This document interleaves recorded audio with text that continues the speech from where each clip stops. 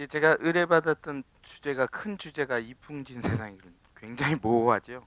예, 기획하신 분이 세부적인 건 맡긴다는 의미에서 저렇게 하셨습니다. 그래서 세부적인 것은 과학기술의 발전 과정과 비판적 전망이라는 주제로 제가 오늘 강의를 준비를 했습니다. 이를테면 과학에 대한 철학적 조망이에요. 오늘 과학 시간은 아니고요. 철학 강좌인데 과학 발전사를 쭉 훑어보면서 우리가 현대 과학을 어떻게 전망하고 비판적으로 염려할 것인가, 이걸 좀 다루는 겁니다. 과학은 언제 시작되었나? 이걸 먼저 좀 따져보죠. 우리가 과학하면 굉장히 이제 신뢰하고 합리적이고, 그리고 우리가 과학의 신세를 지지 않고 살아가는 사람은 없지요. 근데 과학이 처음부터 과학이라는 이름으로 시작한 것은 아니고요. 철학이라는 이름으로 시작됐던 것입니다. 학문의 분화가 일어나기 전에요. 어쩌면 철학의 최초의 물음은 좀 이따가 탈레스라는 사람 소개를 하겠지만, 만물의 근원은 무엇인가? 존재하는 것, 모든 존재의 가장 근원은 뭔가? 이걸 최초로 물은 게 이게 여기서부터 철학이 시작됩니다. 근데 오늘날 그 작업을 하는 사람은 철학자들이 아니에요. 그 작업을 하는 사람들은 물리학자들입니다. 그래서 쿼크 입자니 뭐 이렇게 일반인들은 잘 알아듣지도 못하는 그 하여튼 존재의 가장 기본 물질들을 이렇게 탐구해 들어가는 그런 역할은 오히려 이론 물리학자들이 하고 있죠. 그래서 어쩌면 과학은 오늘날 과학은 철학적 물음을 가장 버리지 않고 있는 사람들일 수도 있어요. 그러나 이제 철학은 그 이후에 소크라테스 이후에 자연에 대한 물음뿐만 아니라 인간에 대한 물음으로 넘어왔기 때문에 이제 그리고 그 뒤에 과학이 발전하면서 과학이 담당할 영역은 글로 넘어간 거죠. 과학의 시원, 언제부터 과학이냐? 따지고 보면 뭐 인류가 시작하면서 자연과 분리되면서 문화가 시작되고 인간의 고유한 역사가 시작되면 그때부터 과학 같은 게 있지 않았을까? 아주 열악하지만 그렇게 생각할 수 있지만 인간 문명에서요, 과학보다 먼저 등장한 건 기술입니다.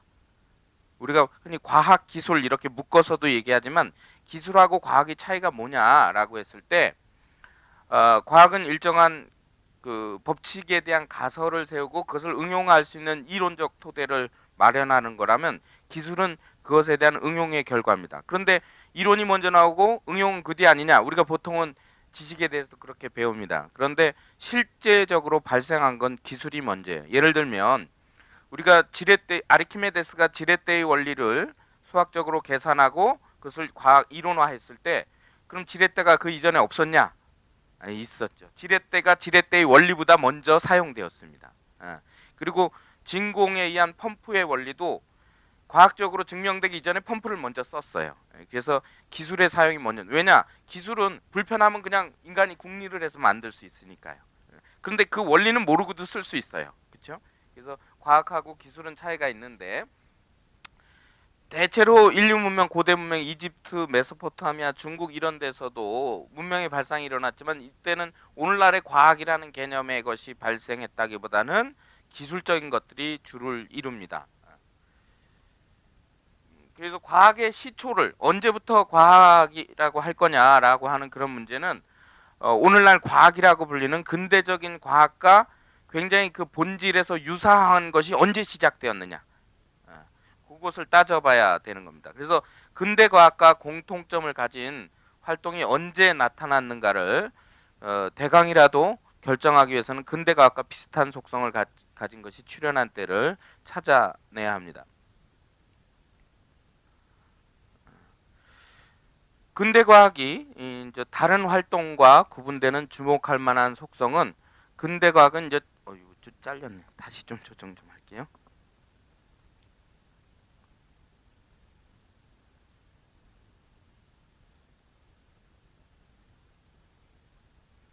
근대 과학의 가장 중요한 특징은 합리적인 가설 또는 이론 체계를 만든다는 겁니다. 가설은요, 진리로 과학적 법칙으로 확정되기 전에 미리 구상해 보는 것이죠.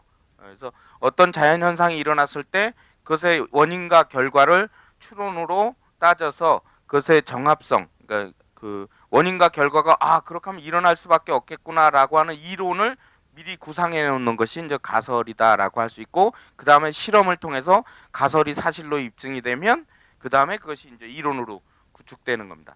그러한 과학 활동의 본질을 규명하기 위해서 최초로 그런 것을 체계적으로 연구한 사람이 영국의 과학 철학자인 칼 포퍼입니다. 포퍼라는 사람은 과학을 지식의 집합체로 봐서는 안 되고 오히려 가설 또는 추측의 체계로 보아야 한다라고 주장했습니다. 이게 무슨 소리냐? 지식의 집합체. 과학이 지식이 이렇게 쌓이면 어느 순간 과학이 되고 이론이 되고 이런 게 아니라는 거예요. 엉뚱하게도 과학은 새로운 아이디어 속에서 새로운 가설이 딱 등장하면 이전의 가설과 이전의 주장들과 대결을 하는 거예요. 그래서 새로운 가설, 새로운 추측의 체계가 과학의 본질이다라고 생각을 합니다. 오늘 강의에서는 소개를 안 했지만 1967년에 토마스 쿤이라고 하는 과학 철학자가 과학혁명의 구조라는 책에서 지금까지 봐왔던 과학에 대한 이론을 완전히 과학을 달리 평가하는 견해를 내놓습니다. 그게 뭐냐면 과학은 이전의 과학에 의해서 점진적으로 발전하는 것이 아니라 이전의 과학에 대한 전복을 통해서 새로운 과학이 출현한다라고 얘기하는 이론을 내놓습니다. 이를테면 우리가 지식이라고 하는 것은 이전의 지식이 끊임없이 이렇게 축적이 되고 그래서 지식의 총량이 늘어남으로써 최종적으로 더 발달한 지식이 갖추어지는 것처럼 생각하고 과학도 그렇게 생각을 했습니다. 그러나 칼 포퍼에 따르면 기존의 과학이 이러한 체계로 구축되면 이걸 대체할 새로운 축이 등장함으로써 이걸 밀어내는 것이 과학의 발전 과정이라고 보는 겁니다. 그래서 이걸 과학혁명이라고 부르는 거예요. 이렇게 되면 이런 과정이 혁명이라고 할 수 없단 말이에요. 뒤집어지는 게 없죠. 그래서 이것을 토마스 쿤이 뭐라고 명명을 했냐면 패러다임의 전환이다라는 말로 표현을 해요. 우리가 흔히 일상에서도 요새 패러다임의 전환 얘기 많이 하죠. 정치권에서도 많이 하고 발상의 전환이니 그런 말하죠. 그 말이 여기서 나온 거예요. 그런데 그보다 훨씬 앞서서 포퍼도 이와 똑같지는 않지만 비슷한 생각을 했었습니다. 그의 포퍼에 따르면 과학 활동의 핵심은 과학 지식을 쌓아놓는 것이 아니라 즉 막 배우기만 하는 것이 아니라 자연을 설명하기 위한 가설의 체계를 만들어 나가는 거예요. 새로운 이론을 구축하기 위한 작업이 과학이라는 거예요. 그러니까 과학 공부를 열심히 하는 것은 아직 과학이 아니라는 거예요. 이전에 과학자들이 뭘 했는지를 막 하는 건 아직 과학이 아니라는 거예요. 그러니까 이를테면 대학에 과학과 연관된 물리학, 화학 이런 학생들이 들어가서 공부를 하잖아요. 과학 공부를 하죠. 따지고 보면 그건 과학사를 공부하는 거예요. 이제 과학 활동은 이제 자기가 배운 걸 기초로 새로운 이론을 구상해 나가고 이러는 것부터 참다운 과학의 본질이 이루어지는 거다. 물론 과학사를 공부하고 과학 이론을 공부함으로써 과학적 사유가 생김으로써 과학적 도전을 하게 되는 거죠. 그렇다면 이런 모델이 언제부터 등장했느냐? 그것이 시작된 시기를 과학의 시원으로 얘기할 수 있는데 과학의 입장에서든 철학의 입장에서든 역사학의 입장에서든 최초의 과학은 고대 그리스에서부터 시작되었다라고 하는 데는 이견이 없습니다. 즉 저 포퍼가 얘기했던 기준에 의해서도 그렇고 자연을 다른 초자연적 현상에 의해서 설명하지 않으려는 시도가 등장한 게 고대 그리스라는 거예요. 아까 잠깐 언급드렸던 기원전 600년경에 BC 7세기죠. 최초의 철학자이자 과학자였던 탈레스가 등장합니다. 이 사람이 던진 질문이 만물의 근원은 무엇인가 라고 하는 거였어요. 자, 그런데 그 이전에 그런 궁금함을 안 가졌냐? 똑같은 질문이 아니더라도 인간이 사색을 하는 인간인 이상 그런 궁금함을 가졌을 겁니다. 뭐냐면 만물의 근원은 아니어도 우리는 어떻게 생겨났지? 그럼 오늘날에도 있잖아요. 애들이 꼭 물어보죠. 엄마, 아기는 어떻게 생겨나? 그런 질문을 특수하게 나는 어떻게 생겨났어? 라고 하는 것이 아니라 우리 모두는 어디로부터 왔지? 라고 하는 물음을 던지는 것은 인류의 아마 가장 근원적이고 누가 가르쳐주지 않아도 하게 되는 질문일 거예요. 왜냐? 인간만 유일하게 자기 존재를 의식하는 존재예요. 그러니까 나라는 존재를 의식하며 살아갈 수 있는 건 인간밖에 없습니다. 근데 오늘 한번 또 나는 도대체 뭐지? 나는 어디서 생겨났지? 그게 생물학적인 궁금증이 아니라 존재 자체에 대한 근원적인 물음을 던져보는 겁니다. 탈레스 이전에도 그런 물음은 있었을 거라는 거예요. 그런데 그 물음은 이전에는 어떻게 했냐? 그거를 형이상 아니 종교적인 것으로 주로 신화적인 것으로 많이 얘기했죠. 대개 신을 끌어오죠. 그래서 전 문명권 전 모든 문명권엔 다 고유한 신화가 있어요.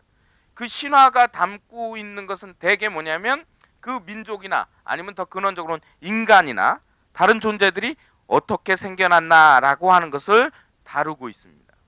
그런데 신화의 특징은 뭐냐면 말하는 사람이나 듣는 사람이나 확증이 안 돼요. 그렇죠? 그러니까 이걸 거짓이라고 할 수도 없고 참이라고도 할 수 없고 문제는 그 얘기가 그럴듯하면 믿는 겁니다. 그럴듯하면. 이건 마치 미래에 관해서 점을 보는 거랑 비슷해요. 제가 지난번 여기 강의에서도 잠깐 그 언급을 해드린 것 같은데 제가 이제 군대에서 고참들 성화이모니께서 손금을 볼 때 철학과 다니다 왔다니까 손금 보라고 그래서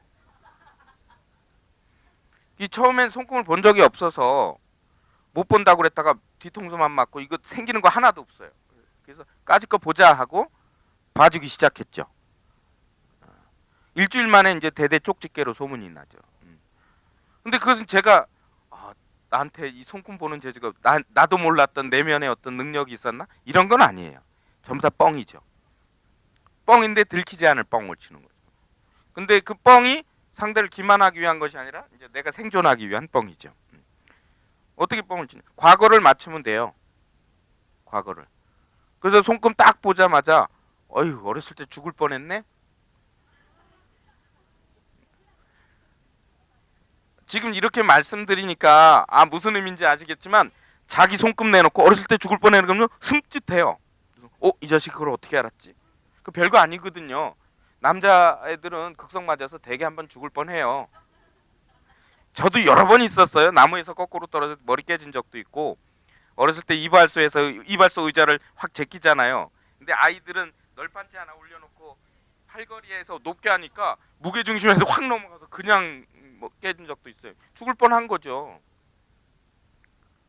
이게 다 있어요. 공 차다가 공 주소러 가다 트럭에 칠 뻔한 놈, 그리고 아무리 심하게 며칠 열병 알아도 그건 죽을 뻔한 거라고 그래요. 왜냐면 엄마 입장에서는 나중에 그 얘기할 때 나 그때 너 죽는 줄 알았다 이러거든요. 왜냐하면 실제로 죽는다는 느낌보다 그만한 걱정을 했다는 말인데 다 죽을 뻔한 거예요. 근데 역으로 어렸을 때 건강했네. 그럼 또 다 건강했대요. 들어보세요. 근데 죽을 뻔한 거 있다라고 들은 놈들은 다 죽을 뻔한 것만 기억해서 맞다 그러고 건강했다 그러면 다 건강한 것만 기억하고 맞다 그래요. 왜냐하면 자기가 손금 봐달라고 해놓고 이렇게 맞추나 못 맞추나 이렇게 생각하지 않아요. 궁금한 거예요. 예, 처음엔 재미로 시작해요. 그러다가 그 건강했다라고 말할 수 있는 근거는 그러니까 군대 왔죠. 그쵸? 큰 탈 없으니까 군대 왔죠. 그것도 현역으로. 근데 그 두 개만 가져가면 안 되니까 소소하게 이런 것들은 이제 누구나 겪을 만한 것들을 얘기를 하죠. 그 다음에 또 하나 성적을 찌르면 돼요. 그때 공부 좀 더 하지 그랬어. 그러면은 다 지가 언제 성적 떨어졌는지 알아요. 그리고 대개는 공부를 못했어요. 1등 아니면 다 못한 거잖아요. 상대적으로. 우리나라에선 공부에 대한 자격심이 제일 강해요. 태어나서 죽을 때까지 1등만 한 사람들은 제 옆에서 군대 생활을 안 해요. 그렇죠? 평범한 군대 생활 안 해요. 군의관으로 가든가 법무관으로 가든가 그렇지 제 옆에서 저랑 같이 기름밥 먹고 뒹굴고 그럴 전우들은 다 평범한 사람들이라 다 공부에 컴플렉스가 있어요. 근데 지 입으로 맞아 내 중3 때까지 중3 전까지는 잘했는데 중3 때부터 친구들이랑 놀다가 지가 얘기해요. 그리고 딴 데 가가지고는 야 그 자식 내 중3 때 성적 떨어진 것까지 지가 맞추더라 이래. 과거들을 그렇게 두루뭉실하게 하면 궁금한 건 미래예요. 이때부터는 장난이 아니에요. 근데 미래는 더 쉬워요. 과거 맞췄으니까 미래도 궁금해하죠. 못 맞추면 이거 돌팔이 아니야 그러고 밀어버립니다. 일어납니다. 근데 제 앞에서 일어난 사람 하나도 못 봤어요. 미래를 얘기하면 야 제일 처음 뭐 물어볼 것 같아요? 아 그거 아니에요. 20대 초반 남성들이니까 여자나 결혼에 대해서 관심이 제일 많을 것 같지만 진지함이 이때부터 시작됐다는 증거가 그게 아니라는 것에서 나타나요. 그렇죠. 직업하고 돈, 경제적인 거. 이걸 제일 먼저 물어요. 왜냐? 나머지 욕구들은 나머지 소망들은 그거를 기반으로 할 자신이 있는 거예요. 근데 그게 제일 걱정된. 그래서 사뭇 장난으로 시작했다가 진지하게 끝나는 거예요. 좀 있으면 제대할. 그 쫄따구 앉혀놓고 점 보는 거 아무나 못해요. 병장쯤 돼야 해요. 상병이 그랬다면 병장한테 맞아요. 이게 빠져가지고 벌써 점이나 보고 이런다고요. 그러니까 병장들은 곧 제대할 거니까 자기가 사회에 나가서 어떻게 할 건지 그걸 걱정해요.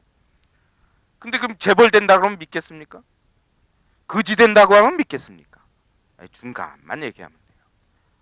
이 돈 벌겠냐고 물으면 큰 돈은 못 벌겠네 이러면 실망하죠. 거기에 덧붙이면 돼요. 그래도 남 신세는 안 지겠네. 그러면 에이 그럼 됐지 뭐 난 큰 욕심 없어.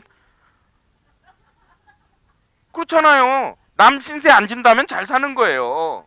여기 남 신세는 은행이고 친척이고 뭐 형제고 안 지고 내가 내 밥벌이 하면 잘 사는 거지 그 이상 뭘 바래요. 그 이상 바랄 조건이 있는 사람도 역시 내 옆에서 군대 생활 안 해요. 재벌 자식이 저랑 같이 기겠어요? 땀을 흘리겠어요? 그러니까 평범한 사람들의 욕구를 너무 좌절시키지도 않고 너무 고양시킬 필요도 없는 거지. 결혼도 이쁜 사람이랑 하겠냐? 아이 뭐 그렇게 이쁜 그건 아니고 그러면 실망 턱 해요. 그래도 살수록 정드는 스타일은 되네. 그런 여자가 좋아하고 지들이 좋대요. 건강은 50 넘어서 둘째 여일 때쯤 건강 위기 온다고 딱 틀려요? 맞는 얘기잖아요. 둘째 나을지 셋째 나을지 하나밖에 못 나올지 장가 자체도 못 갈지 모르지만 그 나이쯤 되면 다 건강 한번 체크해야 되는. 거짓말은 아니지만 그렇게 얘기하면 굉장히 구체적인 사건을 예측하는 것 같잖아요. 그러니까 쪽집게로 소문이 나죠. 자, 근데 제가 이 얘기를 말씀드리는 건 뭐냐면 확인할 수 없는 것에 대해서는 불신도 있지만 얘기가 그럴듯하면 믿는단 말이에요. 신화는 그렇게 형성이 되는 거예요. 신화는 그렇게. 그러니까 자연현상이 왜 지진이 나고 어제까지 사냥하러 다니던 산에서 불길이 왜 솟는지 도대체 알 수가 없어요. 근데 거기서 그럴싸한 이야기를 꾸며대면 믿기진 않지만 확인할 수는 없고 안 믿는다고 해서 자기가 대체로 내놓을 이론이 없잖아요. 그러니까 이야기로 그게 맞아떨어지고 그것이 신화가 되고 자연현상을 설명하는 거예요. 우리 단군 신화에도 풍백, 우사, 운사 뭐 이런 거 나오잖아요. 바람을 다스리고 구름을 다스리고 비를 다스리는 그런 관리들이 나오는 거 아니에요? 자연현상을 신화적으로 설명하는 거예요. 그랬던 것이 이제 탈레스는 그 그리스 같은 경우는 그리스 신화가 그걸 증명을 하죠. 포세이돈 바다 회일이 왜 이러냐? 포세이돈이 노했어. 우리 어부들 예전에 뭐 나가기 전에 용왕제, 용신제 뭐 이런 거 지내잖아요. 용왕이 노하지 않아요. 태풍이 안 일어나. 다 그런 자연현상을 설명한 거예요. 그게 몇 번이 맞느냐 어땠느냐 확인할 길도 없어요. 그저 그냥 정성으로라도 안 하는 것보다는 혹시 나을지 모르니까 하는 거죠. 불확실성에 매달리면서 믿는 겁니다.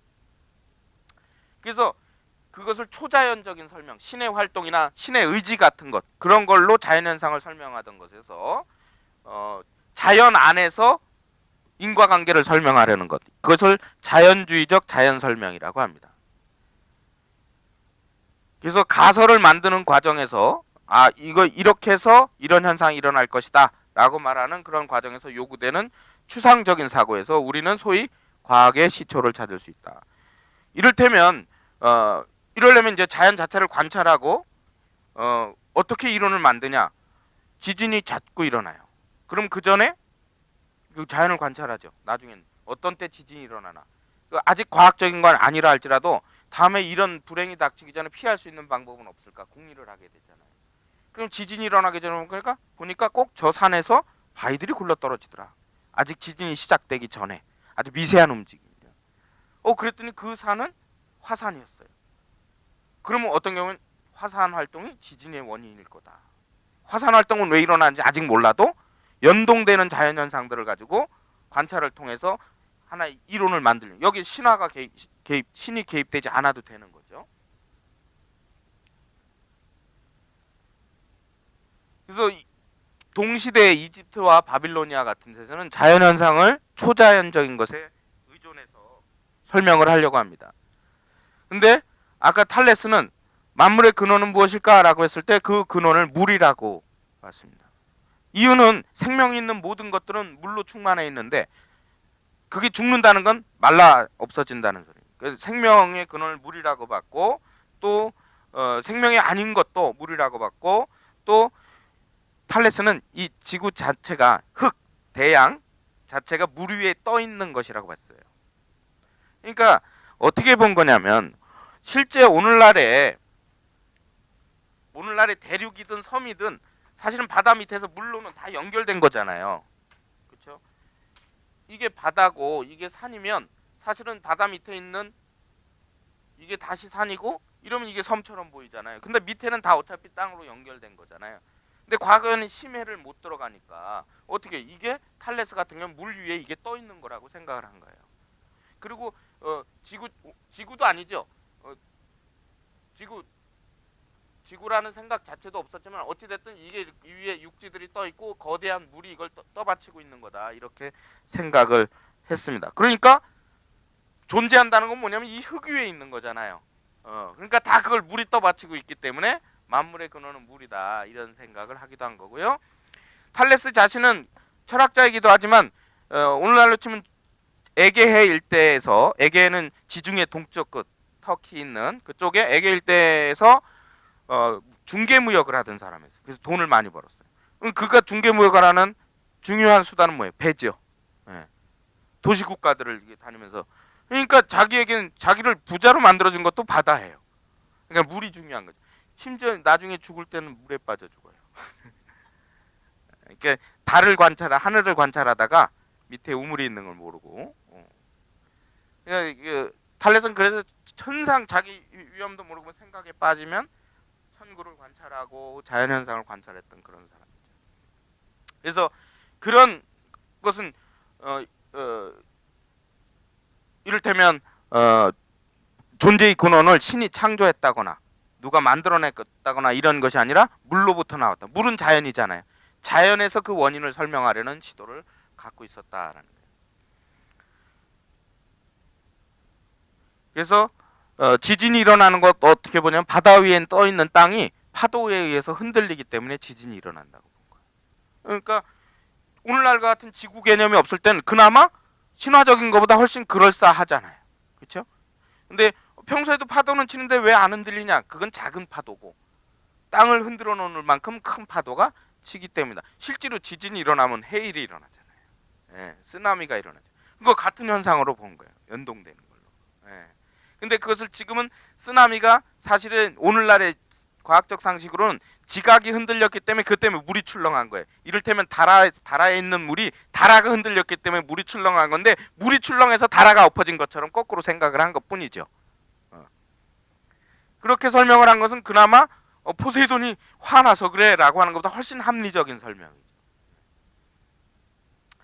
그래서 자연현상을 자연에서 발견할 수 있는 것을 이용해서 설명하려는 것. 이것이 오늘날 근대과학의 정신하고도 다 있는 최초의 과학적 사유의 출현이다라고 보는 겁니다.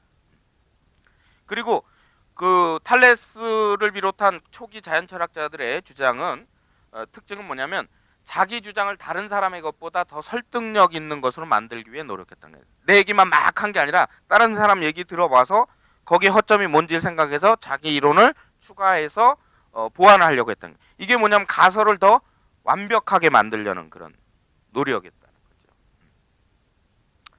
그래서 이 탈레스가 밀레토스라는 지역의 사람이었는데, 그래서 밀레토스의 자연 철학자들은 전부 다 탈레스 이후로 저런 방식으로 여러 사람 있지만 다 설명하기는 어렵고요. 근대 과학의 초기적 모습이 등장했다.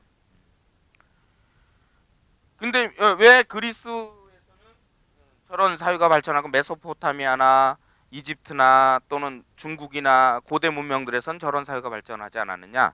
다른 지역의 특징은요, 오늘날로 치면 1인 군주가 지배하는 사회였어요. 그리고 대개 신정일치 사회. 이집트하고 메소포타미아는 그래요. 중국은 좀 다르지만 중국의 경우도 황제라고 불리기 전에 불린 명칭은 천자예요. 그러니까 하늘하고 동치되는 권력을 가진 사람이에요. 신정일치 사회에서 세상의 근원을 설명하는데 다른 이유는 필요 없는 거예요. 신화적 설명으로 다 되는 거죠. 그건 뭐 한국의 경우도 마찬가지고요. 그러나 밀레토스는 어떤 특징이냐면 독립된 도시국가였는데 우리가 이제 민주주의의 발상지하면 고대 아테네를 들잖아요. 그게 가장 대표적이긴 하지만 수많은 도시국가들이 그 다른 문명권에 비하면 상당히 민주적인 정치 체제를 유지하는 경우가 많았고 특히 밀레토스도 군주가 지배할 때도 있었고 대체로 민주제도를 정치 체제로 가지고 있었습니다.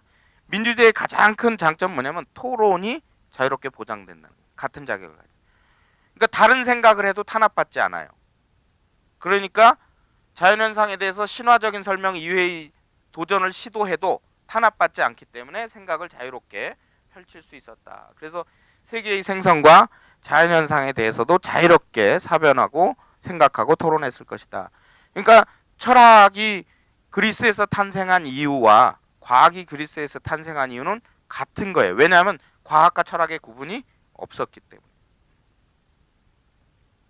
그러니까 신화로 모든 것이 설명이 되면 천문에 대한 관심도 가질 필요가 없어요. 물론 여러분 별자리 이름 보면 다 그리스 로마 신화나 메소포타미아 문명에서 지어진 이름들이에요. 그것은 그들의 문명에서 그게 중요했기 때문에 그래요. 메소포타미아 지역은 나중에 이제 유목을 하죠. 중동 지역은 그 그리스 지역은 항해 도시 섬들로 이루어진 도시 국가들이 많으니까 지중해 문명은 항해가 중요하기 때문에 밤에 길잡이가 되어주는데 별자리가 필요한 것. 그래서 이제 별자리가 발달은 하지만 거기에 또 신화적인 이야기가 실질적으로 붙지만 그럼에도 요 그리스 세계에서 자연철학이 그 발전할 수 있었던 이유는 물론 다신적인 것이고 그 다신론의 신화. 그래서 어느 하나의 신이 절대적으로 지배하는 그 제우스가 최고의 신이긴 하지만 제우스가 모든 걸 압도하지는 않아요. 오늘날 정치체로 치면 좀 분권화된 형태죠. 신들도 제우스가 포세이돈의 권한을 침해하면 안 되는 거거든.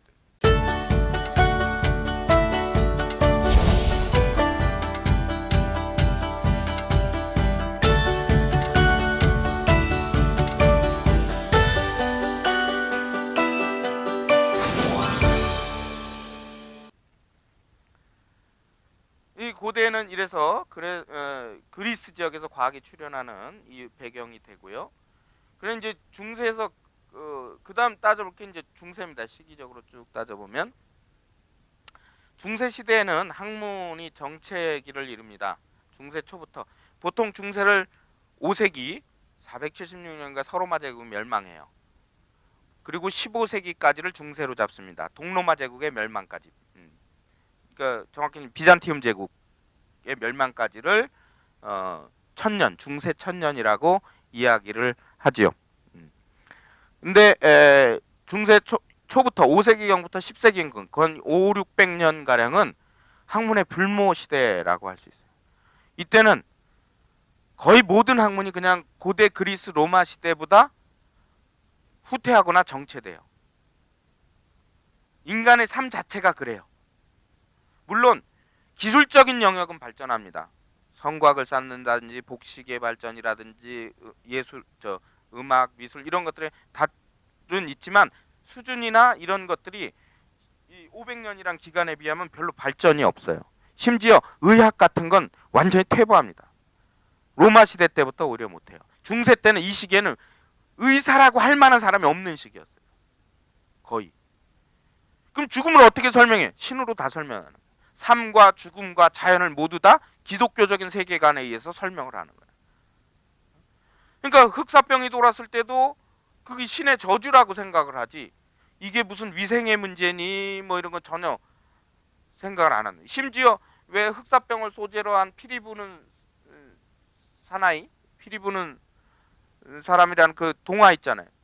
거기서 마지막에 아이들이 다 흑사병으로 죽을 때 쥐를 이렇게 불러가지고 유인해서 쥐가 원인이라고 하지만 약속을 안 지키니까 아이들을 다 홀려서 데려가는 걸로 나오죠. 그러니까 그런 것들이 문학이나 이런 데서도 다분히 사람들의 도덕적 타락 이런 것과 결부시키는 것들이 많이 납니다. 물론 그 동화는 한참 뒤죠. 흑사병대 한참 뒤에 만든 것이죠. 심지어 서양에서는요, 물이 전염병의 보급에 굉장히 물의 수질 위생이 중요하다는 사실이 누구에 의해서 처음 발견되냐면 나이팅게일에 의해서 발견돼요. 나이팅게일. 그 전까지는 공중위생에서 물이 깨끗해야 된다는 사실 자체를 유럽인들은 인식하지 못했어요. 나이팅게일의 위대함은 전쟁의 위험 속에서 헌신한 간호사의 표상일 뿐만 아니라 자기 나름대로는 의사이상으로 체계적으로 병에 대해서 골몰이 여기고 환자들이 잘 낫거나 낫지 않거나 이런 것들을 관찰을 통해서 아, 이게 좋은 물을 써야 되는구나. 좋은 물만 있어도 소독에 훨씬 용이하고 그렇다는 것을 알게 되는 거죠. 그래서 신화적인 그 가치관이 신화적 이데올로기가 종교적 이데올로기가 매우 강하면요, 객관적 합리적 사유는 위축되게 마련. 그러나 그 중에서도 기술은 굉장히 발전해요. 과학은 발전하지 않는데 기술은, 이를테면 과학은요, 자칫하면 신이 설계한 세계에 대한 새로운 도전이잖아요. 그렇죠? 신은 이렇게 만들었는데 과학은 아니야 이거야 라고 말하면 과학자가 신이 하던 역할을 대신하는 거니까 목숨 걸고 해야 돼요. 그 아리스토텔레스 이후로 몰래 자기 연구를 하던 과학자, 오늘날로 치면 과학자지만 연금술사라는 사람들이 있어요. 연금술은 뭐냐면 금이 아닌 걸 금으로 만드는 기술이에요. 그걸 찾는 거예요. 왜 그런 그런 아이디어를 생각하냐면, 금은 오늘날로 치면 순도 99% 이상의 물질이기 때문에 그건 합성이 안 되는 거잖아요. 그땐 그걸 몰랐죠. 근데 왜 그런 금을 만들겠다는 생각을 했냐면, 아리스토텔레스라는 철학자가 만물의 근원은 물, 불, 공기, 흙이라고 그랬어요. 근데 이 중세 전반기, 후반기까지, 아니, 전반기는 아리스토텔레스가 아니고 후반기에도 아리스토텔레스의 과학이 지배적이었습니다. 근데 물, 불, 공기, 흙, 거기엔 금이 없잖아요. 그러니까 사람들의 욕심에 그럼 금도 만들 수 있겠네? 아리스토텔레스의 사고 속에서는 물, 불, 공기, 흙만 순수 물질이고 나머지는 다 합성이에요. 그래서 금을 만들려는 노력을 했는데, 새로운 물질을 만들어낸다는 것은 종교의 입장, 교회의 입장에서 보면 신의 창조적 활동에 도전하는 거예요. 오늘날로 치면 마치 인간 복제를 하면 종교계에서 반대하는 거랑 똑같은 이치. 그러니까 몰래 하는 거예요. 몰래 했는데 금은 못 만들죠. 근데 사람들이 하는 짓들이요, 원래 목적했던 걸 못 얻는다고 해서 아무 성과가 없질 않아요. 늘 이상한 결과물이 나오는데 그게 의외로 놀라운 것들이 될 수 있어요. 그게 나중에 화학으로 발전하는 겁니다. 그러니까 현대의 과학, 현대의 물품 중에도 그런 거 많아요. 여러분, 나일론이 안 들어가는 영역이 없죠. 나일론은 기적의 섬유라고 불렀어요.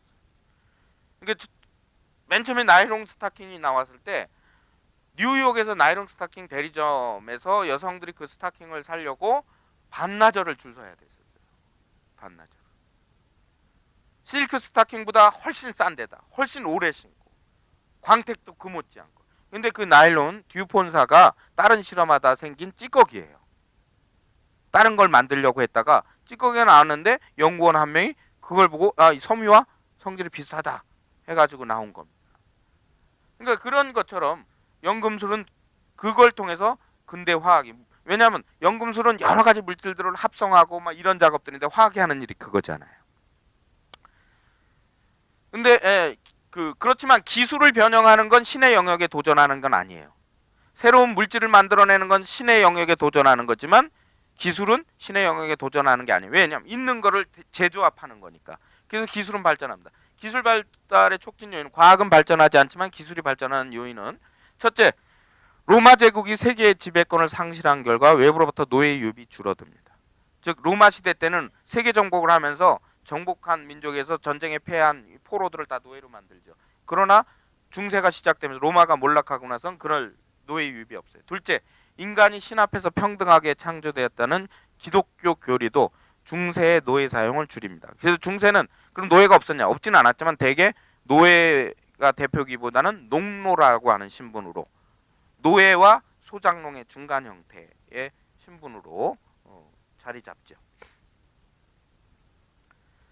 그렇게 암흑기를 거쳐서 과학이 다시 싹트기 시작한 것이 이제 이른바 르네상스 시대입니다.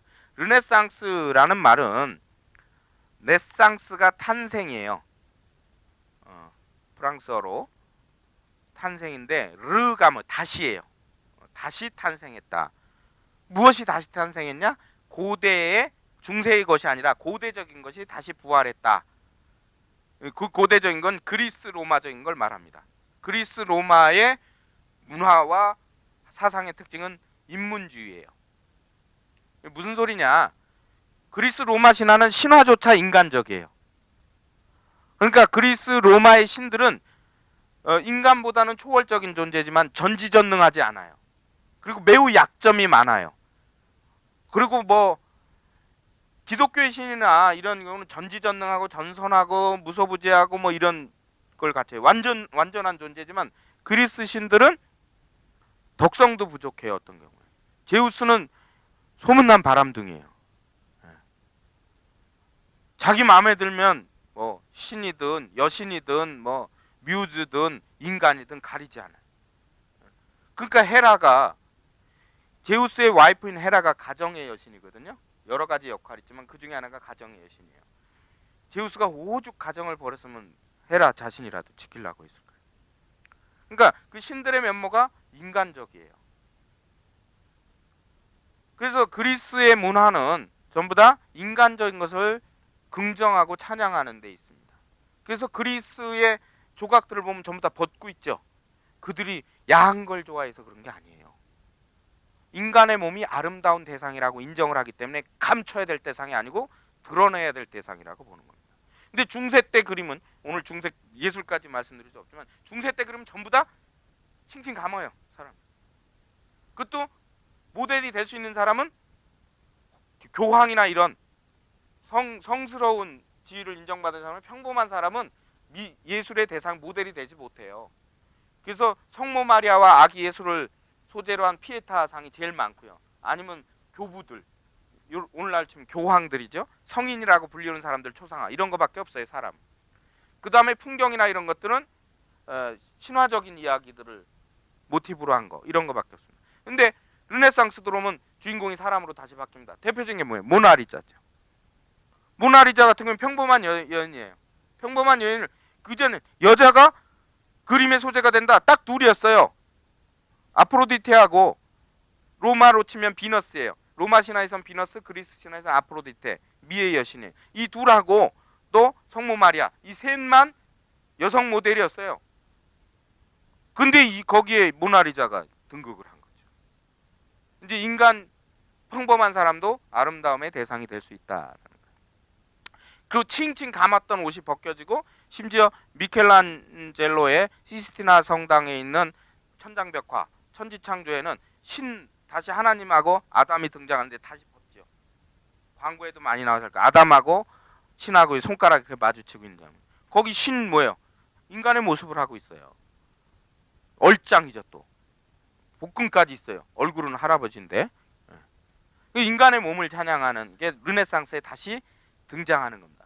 그리고 고대 그리스 로마 시대의 미적 기준인 비례, 균형, 조화, 이게 또 다시 등장해요. 그러면 이제 무너져가고 있지만 파르테논 신전 지금 보수 중이라는, 파르테논 신전 보면 좌우 대칭이니 균형이니 이런 게 잘 돼 있는 걸 볼 수 있어요. 비너스 상도 마찬가지예요. 로마 시대까지 이어졌을 때 비너스 상이 이게 미술에서 걸 토로소라고 그래요. 팔다리가 잘린 형태의 조각을. 현대 미술가들이 또는 복원가들이 저 원래 팔 모양은 어떤 걸 했었을까라고 끊임없이 시뮬레이션을 하는데, 어떤 포즈로 손의 나머지 모습을 연장해서 하더라도 현재의 모습보다 아름답지 않다고 그래요. 그만큼 그리스 로마 시대는 완벽한 균형, 조화, 비례 이런 것들을 생각을 했습니다. 여러분 레오나르도 다빈치의 사파 중에 그런 거 있죠. 이 동그란 원에 사람이 이렇게 나체로 이렇게 인체 비례도 한 거. 예. 그 완벽한 인체 비율을 표시한 겁니다. 그게 뭐예요? 르네상스의 정신이 고대의 균형 비례의 정신을 계승하고 있음을 보여주는 것이다라고 할 수 있는 거예요. 그래서 당연히 이 르네상스 시대는 고대의 인문주의적이고 또 자연에 대한 객관적인 그리스적 탐구 정신 이것이 다시 부활하는 겁니다. 그래서 무엇이 부활하는? 고대적인 것이 다시 부활한 거다. 그래서 비로소 이제 과학에서도 그런 변화가 일어납니다. 그래서 르네상스 시기의 특징은 첫째 스콜라 학풍의 번역과 주해. 이 스콜라 학풍의 번역은 이제 고대 스콜라 학풍이 학문하는 방법이에요. 그리스의 원전 자체를 중시하는 경향이 나타나는데 이게 무슨 스콜라 학파라는 것은 토마스 아퀴나스를 대표로 하는 중세 후반기의 철학 사조예요. 근데 스콜라라는 말은 무엇하고 어원이 같느냐면 스칼러, 스쿨, 뭐야 학교, 학자랑 스콜라랑 같아요. 그러니까 뭘 하느냐면 연구하는 학자들이란 뜻이에요. 근데 우리말에 탁상공론이란 말 있죠? 이 탁상공론 누가 해요? 학자들이 하는 거예요. 학자들이 책만 놓고 씨름하는 거예요. 현실을 관찰하기보다는. 그래서 그냥 이론적이고 그냥 그 안에 논리만 끼워 맞추려는 그런 시도를 거부하고 그리스 시대의 원래의 텍스트들을, 그게 대표적인 아리스토텔레스 같은 건데 그걸 다시 중시합니다. 그 다음에 중세에는 대체로 라틴어만 썼는데 르네상스 시기에 이제 민족 언어 사용이 늘어납니다. 민족 언어 사용이 늘어난다는 건 뭘 의미하냐면 지식이 대중화된다는 걸 의미해요. 우리나라가요 전 세계에서 문맹률이 가장 낮은 나라에 속합니다. 그게 누구 덕이죠? 세종대왕 덕이잖아요. 세종대왕. 세종대왕은요 인류 최초의 언어학자예요. 그냥 제가 우리 선조라 얘기를 하는 게 아니라 그건 세계적인 언어학자들이 말하는 거예요. 서구의 언어학이라는 것이 처음 등장하는 게 19세기예요. 그 언어학의 시작을 보통 소시르의 일반 언어학 이론이 발표되고 나서예요. 그 전까지 언어 연구는 누가 했냐면 철학자들이 했지만 오늘날의 언어학으로 분류되는 음성학이니 의문학이니 이런 걸 따진 게 아니고 의미에 대해서만 따졌어요. 그러나 세종대왕은 이미 15세기에 음성학, 의문학, 발성학 이걸 다 체계적으로 연구하고 그걸 기초로 후민정음을 만든 거예요. 이게 천재죠. 근데 우리가 세종대왕이 우리 말은 있었지만 언어의 완성은 문자까지예요. 근데 우리 민족 언어는 비로소 세종대왕 때부터 우리 민족 언어가 다 갖춰지기 시작했다. 그래서 결국 우리 민족의 고유한 언어를 가지고 중국과는 구별되는 문화를 지금까지 이어져 오게 만들 수 있다는 거예요. 우리가 유교 하나만 가지고 중국의 것을 계속 따랐으니까 중국 문화권이라고 생각할 이유가 없는 겁니다. 특히 정부화 시대로 나아가면 그것이 더 확연히 두드러지죠. 세계 언어학자들이 정부화 시대에 가장 적합한 언어로 한글을 꼽아요. 왜냐하면 한글은 그 자체로 의미를 표현하는 한국의 언어이기도 하지만 전 세계 모든 문자의 발음 기호가 될 수 있다. 표기 못할 소리가 없어요. 한글은. 그렇기 때문에 실제로 우리가 영어 맨 처음에 배울 때 했던 라틴어에서 기인한 발음 기호 표시보다 한글이 훨씬 더 정확하다. 그러니까 말은 있지만 문자가 없는 나라에 한글을 수출했잖아요. 그거는 그 사람들이 한국어를 쓴다는 의미가 아니라 한글을 통해서 자기네들의 말을 소리 나도록 표기를 할 수 있는 수단을 가지게 됐다는 걸 의미하는 거예요. 그러면 결국 뭐냐면 많은 사람이 어려운 라틴어가 아니라 편안하게 자기네 나라 말로 책을 읽을 수 있고 학문 연구를 할 수 있게 됐다라는 걸 의미합니다. 이것은 민족 언어의 사용은 과학뿐만 아니라 종교 개혁에도 매우 큰 영향을 끼칩니다. 루터, 독일의 종교개혁가인 마틴 루터가 종교개혁을 하면서 했던 작업 중에 하나가 라틴어 성경을 독일어로 번역한 거예요. 이 성경을 라틴어로만 보면 소수의 성직자들과 귀족들이 다수의 민중들을 지배하는 수단으로 써요. 성경에 이런 말이 있어. 그러니까 내 말 들어. 사기치는 거죠. 그러니까 극에 달한 게 면죄부예요. 마치 면죄부라는 것을 사면 잘못을 했어도 천국 가는 것처럼, 마치 그게 성경에 근거한 것처럼. 근데 대중들이 알면 이거 그런 얘기 없던데 라고 하면 그런 사기를 못 치잖아요. 그래서 독일어 성경을 번역을 하고 그걸 인쇄한 게 구텐베르그의 인쇄기입니다. 그래서 구텐베르의 인쇄기가 우리의 직지보다 늦게 나왔다고 해도 서양인들은 직지에 주목하지 않고 구텐베르그에 주목하는 거예요. 왜? 자기 삶들을 변화시킨 건 직지가 아니기 때문에. 그래서 기술, 소재의 발견은 우리가 앞서 있지만 역사를 바꾼 것은 구텐베르그의 인쇄술이다. 제가 우리 문화를 폄하하려는 것이 아니라 객관적으로 봐야 되는데 자꾸 세계 최고만 자랑하는 게 이거 컴플렉스예요. 세계 최고만 자랑하는. 지금 그때는 어땠지? 우리나라는 지금 세계 최고의 인쇄 강국이에요. 한때는 전 세계 무역 인쇄, 그러니까 인쇄물 수출의 70%를 한국에서 했었어요. 엄청난 인쇄 강국. 그러니까 그런 컴플렉스에 안 빠져드는 세계 최고의 금속 활자? 꼭 그렇게까지. 그거보다 더 위대한 게 있어요. 통일신라 시대 때 이미 목판 활자 했잖아요. 무구정강 다란이경. 중요한 건 인쇄라고 하는 아이디어를 먼저 쓴 것이 중요한 거지. 그걸 뭐 쇠로 하면 어떻고 나무로 하면 어떻고. 물론 기술사 발전해서 짚고 넘어갈 건 짚고 넘어가야 되지만. 그래서 수공업자와 상인 같은 중산, 오늘날 지금 중류층 계급들도 학문적 활동을 하는, 이게 학문이 대중화하는 데 기여를 했고요. 그 다음에 르네상스 시대는 관찰과 실험, 그냥 아까 얘기했던 탁상공론하는 백면서생이 아니라 관찰과 실험, 직접적인 경험을 중시하고요. 네 번째는 기술을 주도하고 하는 그런 수공업자들의 지위가 상승함으로써 기술과 과학이 발전할 수 있는 토대가 이루어졌다라고 할 수 있습니다. 그 다음에 살펴볼 것이 이제 과학혁명입니다. 과학혁명은 보통 18세기, 19세기를 이제 활짝 꽃피운 시기로 보는데 시작은 16세기 중반부터라고 할 수 있습니다.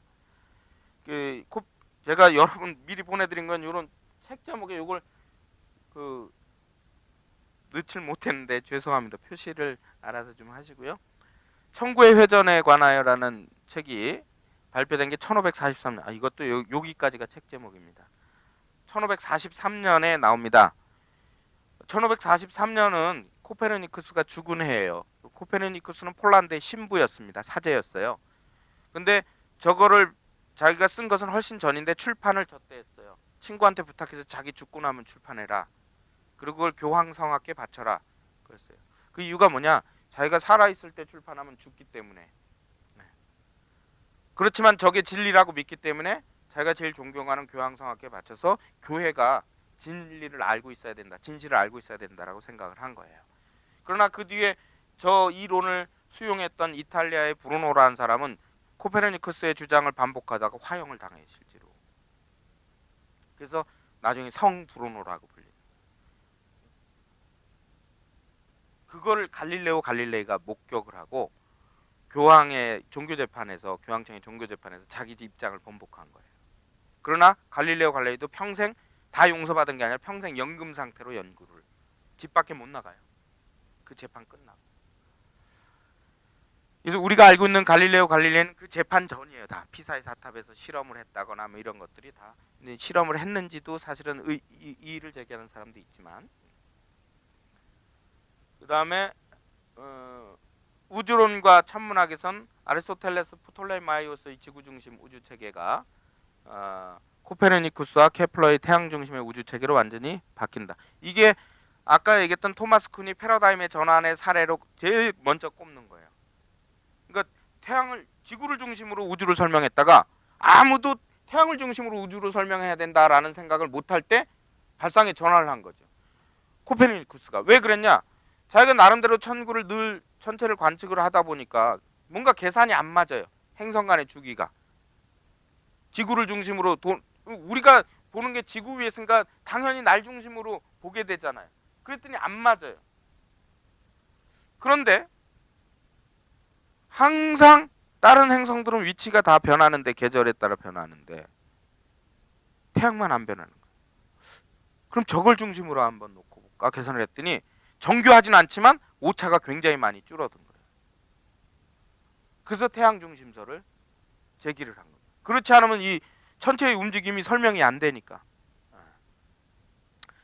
프톨레마이오스는 AD 1, 2세기 무렵에 이집트에서 활동했던 천문학자고요. 그 다음에 역학, 오늘날의 물리학, 운동역학이죠. 아리스토텔레스 스콜라 학파의 역학이 갈릴레오 뉴턴의 역학으로 대체되었다. 운동에 관한 이론이 다 바뀌었다는 겁니다. 상세히 말씀드린 그렇지만 이를테면 아리스토텔레스는요 공간을 부정했어요. 진공을 부정했습니다. 지금 우리 여기 공간이 있잖아요. 근데 아리스토텔레스는 이게 눈에 보이지 않는다고 해서 비어있는 공간은 아니다라고 생각했어요. 그럼 운동을 설명할 수 없잖아요. 꽉 차 있으면. 우리가 만원 전철에서 탔는데 만원 전철에 사람이 꽉 차 있으면 움치고 달싹 움직일 수가 없잖아요.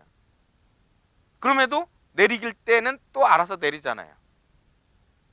어떻게 설명할 수 있어요? 우리가 전철에서 만원 전철에서 내릴 때 시흥시에는 만원 전철이 없고 그래도 전철이 그 상상을 할 수 있잖아요. 내릴 때 어떻게 해요? 옆 사람한테 잠깐만요 이러고 자리를 바꾸죠. 그래서 아리스토텔레스는 운동을 어떻게 설명을 했냐면 이 물체가 A라는 지점에서 B라는 지점으로 이동할 동안 이 공간의 틈과 서로 자리를 바꾸면서 이동하는 거다. 그렇게 운동을 설명했어요. 그런데 갈릴레이 뉴턴에 이르러서는 그 간단하게 뭐예요? 공간을 인정해 버리면 설명이 되는 거예요. 그리고 우리가 뉴턴 얘기만 해볼게요. 그러니까 갈릴레오가 아까 뭐 사실이든 아니든 피사의 사탑에서 물체의 낙하 속도가 물체의 질량, 무게와 상관없다라는 걸 발견했다는 건 잘 알려진 일화고요. 또 하나 일화가 뉴턴이 사과 떨어지는 거 보고 만율력, 중력의 법칙을 발견했다 이렇게 얘기를 알고 있죠. 자, 뉴턴은 지구의 어느 한 지점에 있겠죠. 사과나무가 있겠죠. 뉴턴 옆에 뉴턴이 있고 이 사진은 뉴턴이 런던에 있을 때가 아니고요. 런던에 전염병이 돌아서 피접을 가서 시골 마을에 있다가 우연히 사과 떨어지는 걸 본 거라고 하는 거예요. 그래서 보통 아이들에게 이걸 동화처럼 얘기를 할 때는 늘 일상에서 이제 관찰, 위인을 본받아라, 세심한 관찰을 하면 위대한 발견을 할 수 있다 이런 건데 사실은 뉴턴이 요거 하나 보고 발견한 건 아니죠. 런던에 있을 때도 계속 골몰했던 문제예요. 왜 모든 물체는 위에서 아래로 떨어질까? 그런데 자, 여기에 사과나무가 있다면 사과는 어디로 떨어지죠? 그럼 떨어지는 게 아니잖아요. 올라가네요. 여기는 어디예요? 이렇게. 즉 뭐예요? 런던에 있을 때도 떨어지는데 다른 곳에 갔을 때도 떨어진다. 그럼 뭐예요? 사과가 움직이는 운동 방향은 중심을 향해 있죠. 그러니까 이건 단순히 떨어지는 개념이 아니라 중력이 끌어당기는 개념으로 설명이 돼야 되는 거죠. 근데 뉴턴이 이걸 발명하기에 앞서서 뭐의 생각에 전환이 있어요? 지구가 구라는 생각이 있어요. 그건 누가 증명을 해요? 갈릴레이가 확증을 하죠. 그러니까 이렇게 고전적인 이론들이 하나하나 오늘날에는 상식이 돼버린 것들이 이 시기에 이제 베일이 벗겨지는 겁니다. 그 다음에 생리학 면에서도 갈레노스는 고대 로마의 의사예요. AD 2세기 무렵 사람이고 실제 해부학을 했던 사람이고 근데 이때의 해부의 개념은 근육과 신체 장기 중심이 되겠죠. 하비는 혈액순환에 관해서 처음으로 가설을 내놓은 사람이에요. 그러니까 근대 의학의 어떤 중요한 전기를 이룬 사람이죠.